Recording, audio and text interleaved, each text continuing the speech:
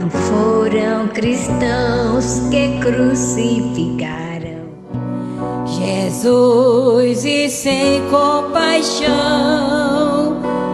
foram homens ilustres e religiosos, mas não tinham a revelação.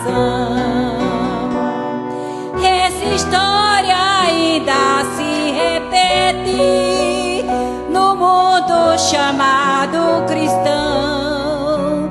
Critico e blasfemo a mensagem do dia por não terem revelação. Oh, que graça, inaudita graça! Oh, que graça, oh, que grande amor, que nos mostra a mensagem do dia, o seu mensageiro precursor.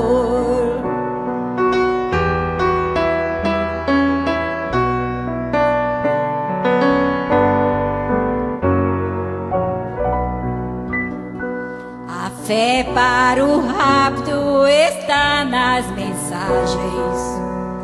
Assim falou o profeta, e firmados nessa revelação, a nossa vitória é certa. Oh, que graça, sublime graça, graça, graça te damos, Senhor. Nos mostraste por revelação a mensagem do dia, seu precursor.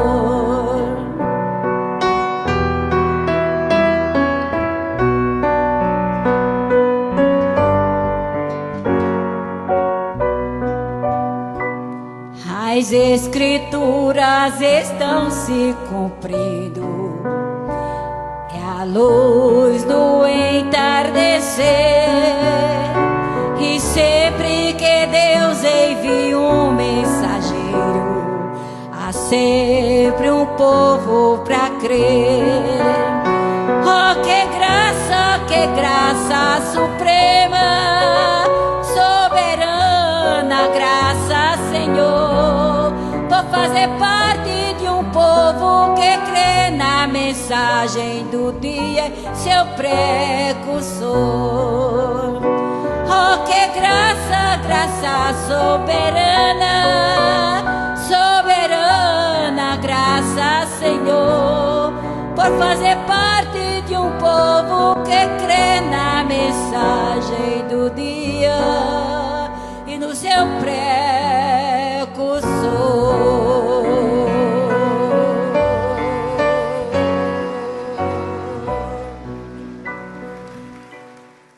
Porque se nós nos julgássemos a nós mesmos, não seríamos julgados.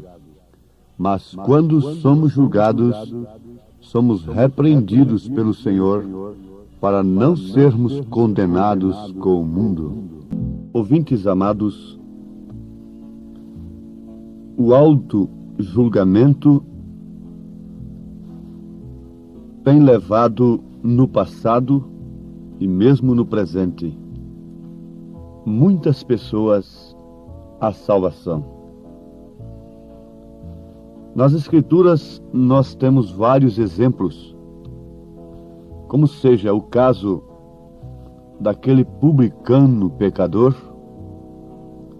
que, depois de insultado por aquele fariseu, pela oração daquele fariseu, o fariseu chegou ali e se garbou, se gloriou diante de Deus por não ser como aquele publicano, e por isto estava inchado e cheio de si, não encontrava condenação alguma, repreensão alguma em si, enquanto que o publicano pecador humildemente orou dizendo: Senhor, tem misericórdia de mim, miserável pecador. Resultado, Jesus disse que aquele desceu justificado para a sua casa. Creio que muitos dos meus irmãos nesta hora já estão se lembrando do caso dos dois ladrões crucificados ao lado de Cristo. Quando um deles, fazendo auto-julgamento, julgando-se a si mesmo, foi para o paraíso, porque Jesus disse: hoje mesmo estarás comigo no paraíso. Jesus disse para aquele homem que julgou-se a si mesmo, reconhecendo que os seus atos, que a sua vida, as suas maneiras, de fato mereciam levá-lo à cruz. E aquele sofrimento que ele estava enfrentando era de fato justo, porque ele merecia. Ele reconheceu isto, fez o auto-julgamento, julgou-se a si mesmo e recorreu a Cristo. Agora notemos no Velho Testamento, quando aqueles grupos de 50 foram a Elias, e eles chegaram ali, dizendo: ó homem de Deus. Então Elias dizia: bom, eu sou homem de Deus? Se eu sou homem de Deus, desça fogo do céu e vos mate agora. E o fogo vinha ali e queimava todos eles. O segundo grupo, a mesma coisa. Mas no terceiro grupo, a coisa foi diferente. Oh, meu Senhor! E chegou completamente diferente. Buscando lá no princípio, nós vamos encontrar uma coisa interessante para este assunto: Caim e Abel. De que maneira Caim chegou a Deus? De que maneira Abel chegou a Deus? O sacrifício de Abel era um auto-julgamento. Por revelação divina, Abel ofereceu justamente aquilo que Deus requeria. Porque sem derramamento de sangue não há remissão. E Abel ofereceu um substituto no seu lugar. Pensemos um pouquinho quando São Paulo está falando no texto base para a Santa Ceia. Examine-se, pois, o homem a si mesmo, e coma deste pão, e beba deste cálice. O apóstolo São Paulo estava responsabilizando o membro da igreja a examinar-se a si mesmo. Em outras palavras, o apóstolo diz: eu tenho-vos dado o espelho de Deus, eu tenho-vos dado a palavra de Deus, através da qual vocês poderão com precisão, com certeza absoluta, julgarem-se a si mesmos. Examine-se, pois, o homem a si mesmo, e assim coma deste pão e beba deste cálice. Aqui está, meus ouvintes, onde os credos e os dogmas caem por terra. E caindo, disse Jesus, um cego caindo no buraco, o outro que está sendo guiado por ele, logicamente tem que cair. E caindo os credos e os dogmas, aqueles que estão crendo de acordo com os credos e os dogmas humanos, eclesiásticos, têm que cair com eles. Isto porque, se uma mulher vai examinar a sua vida antes de tomar a ceia, mas à luz do credo, da doutrina que ela recebeu, ela não vai encontrar nada que lhe condena, pois a sua vida preenche perfeitamente a doutrina daquela igreja, e quem sabe até com vantagens, quem sabe até excedendo a justiça dos demais. O homem vai julgar, examinar-se a si mesmo à luz da maneira que ele crê, que ele tem recebido. Ele nunca vai se condenar, ele nunca vai encontrar nada para se corrigir. E São Paulo disse: E com isto ele bebe, ele come e bebe indignamente. Come e bebe para sua própria condenação, por falta de discernimento do corpo do Senhor. Vejamos aqui a profundidade, vejamos aqui o valor tremendo do auto-julgamento. À luz da palavra, a mulher apanha as Escrituras em relação às mulheres. Leia a palavra de Deus, como sempre eu dou exemplo. Leia 1 Timóteo capítulo 2, a partir do versículo 9. Leia os deveres domésticos na carta aos Efésios, aos Tessalonicenses. Leia 1 Pedro capítulo 3. Faça um auto-julgamento olhando para este espelho, como está escrito, a palavra de Deus.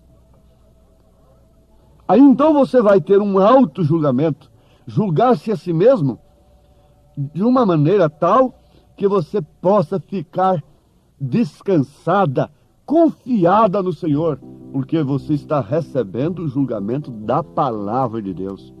Não alguém ali frouxando a palavra de Deus para você, relaxando a palavra de Deus para você. Eu não estou acusando a ninguém. Eu estou procurando a salvar as pessoas, porquanto esta salvação tem chegado a mim. E Jesus disse: de graça recebestes, de graças dai. Vejamos o que São Paulo diz na segunda carta a Timóteo, capítulo 4. Conjuro-te, pois, diante de Deus e do Senhor Jesus Cristo, que há de julgar os vivos e os mortos na sua vinda e no seu reino, que pregues a palavra, instes a tempo e fora de tempo. Redarguas, repreendas, exortes com toda longanimidade e benignidade, porque virá tempo. Agora veja, que tempo seria este? Não é porventura o tempo em que estamos vivendo?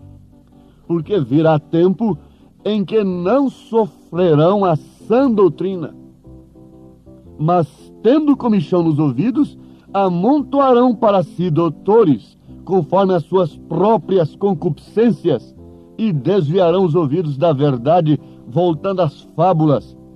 Mas tu, se sóbrio em tudo, sofre as aflições, faze a obra de um evangelista, cumpre o teu ministério.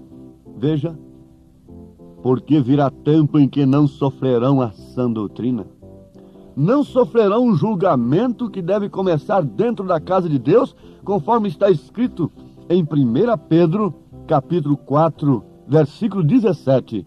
Porque já é tempo que comece o julgamento pela casa de Deus. E se primeiro começa por nós, qual será o fim daqueles que são desobedientes ao Evangelho de Deus? Você crê nas Escrituras? Você crê em Jesus Cristo? Você crê em Deus? Você crê na palavra de Deus? E como você poderá resistir isto? Como você poderá negar estas coisas que você está ouvindo e ainda pensar em entrar nos céus, em estar no lugar puro, santo, incontaminado, sem morte, sem adultério, sem cobiça, sem mentira? O que nós seremos nos céus, nós temos de ser aqui antes. Ninguém duvide disto, ninguém se iluda. Foi para isto que Cristo morreu, derramou seu sangue, para nos purificar da má consciência, dos nossos pecados, para que o Espírito Santo pudesse habitar em nós, nos oferecendo assim o caráter de Cristo. Você sabe que se você é um mentiroso aqui, do outro lado você é um mentiroso. Você passa para outra vida como um mentiroso. Por isso a Bíblia diz: os mentirosos não entram no reino dos céus. Se você é um adúltero aqui, fique sabendo, você passa para a eternidade como adúltero. Se o filtro religioso que você tem aqui não filtra estas coisas, fique sabendo, este filtro é do diabo. Esse filtro por mais bonito que ele seja, ele é de Satanás, é para te enganar. Não se engane, mulher. Aquilo que você for aqui, você será na eternidade. Você será diante do julgamento. Então, o que somos nós? Não somos nada. Nós somos miseráveis pecadores. Mas há uma escritura que diz: arrependei-vos, pois, e convertei-vos, para que sejam apagados vossos pecados, e venham assim os tempos do refrigério pela presença do Senhor. Suportaria você o julgamento de Deus? Ou você ama um ensinador, uma doutrina, um ensino que combina com suas concupiscências, com seus desejos carnais? Agora fique sabendo que se você não se julga a si mesmo aqui à luz da palavra, você será condenado com o mundo. Mas quando somos julgados, somos repreendidos pelo Senhor. Aqui está dizendo São Paulo, para não sermos condenados com o mundo. Está falando da noiva, 1 Coríntios capítulo 6. A noiva não entrará em julgamento na eternidade, no juiz branco, porque ela estará sentada no trono, a rainha com o rei, julgando até os próprios anjos, julgando ao mundo. Leiam 1 Coríntios capítulo 6. Então, quando é que nós recebemos o julgamento? É agora pela palavra. E qual palavra é esta? Deus enviou um profeta para revelar as Escrituras. Mas aqueles que, tendo comichão nos ouvidos, não querem esta palavra, não suportam a sã doutrina.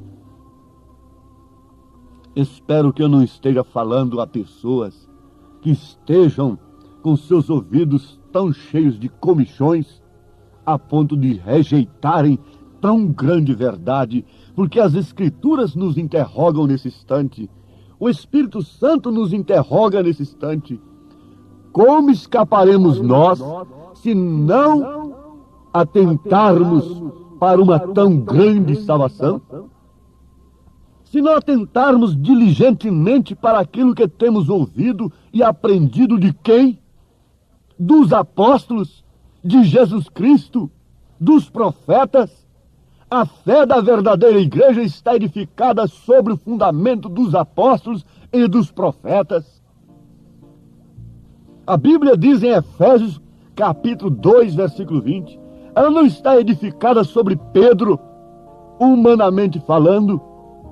Ela está edificada sobre o fundamento dos apóstolos e dos profetas. E qual foi o fundamento dos apóstolos e dos profetas?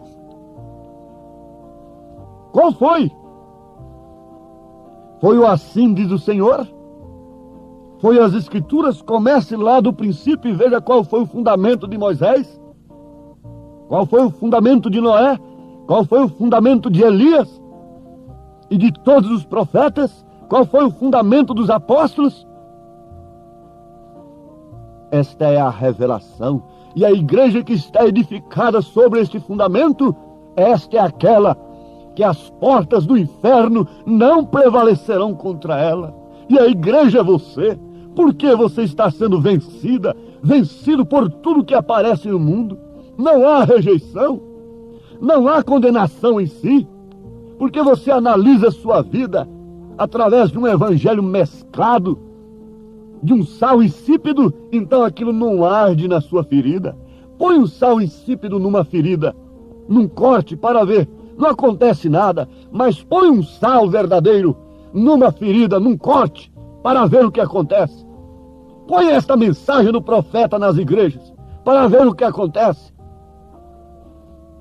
Ó Pai bendito e Deus amado, agradecemos porque ainda temos tempo de nos assentarmos num banquinho e analisarmos estas coisas e pormos as nossas mãos em nossas consciências e pensarmos que pessoas nos convencer em santo trato e piedade, sabendo que todas as coisas que prenunciam o fim estão diante dos nossos olhos, nuas e patentes diante de nós.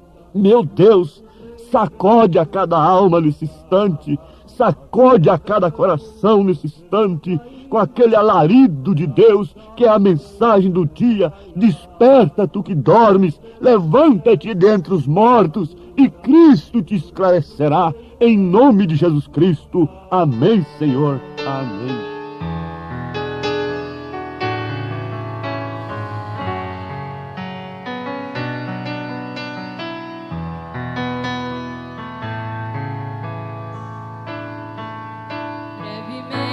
Toda luta terá fim,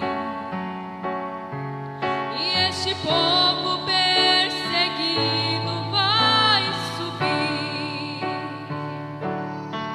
Se já chegamos até aqui, vamos lutar até o fim. Por Jesus vale a pena sofrer.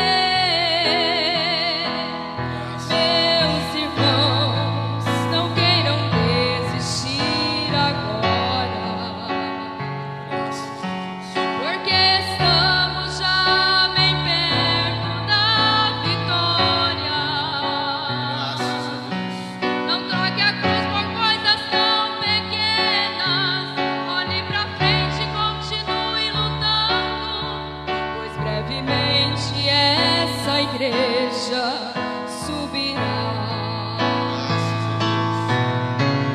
Canta alegremente, igreja. Deixe o mundo te intimidar. De Cristo tu és a escolhida.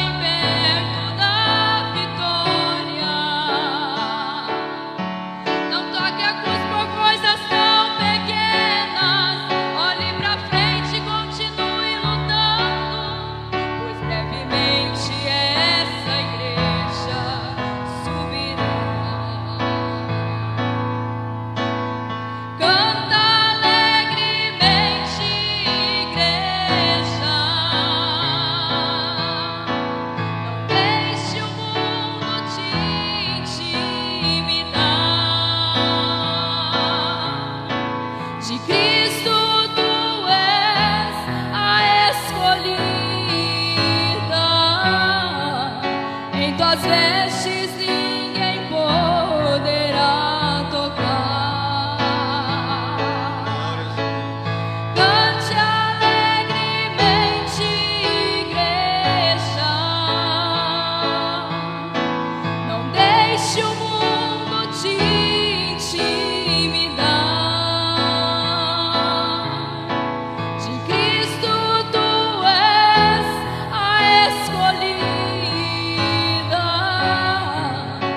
Tuas vestes ninguém poderá tocar.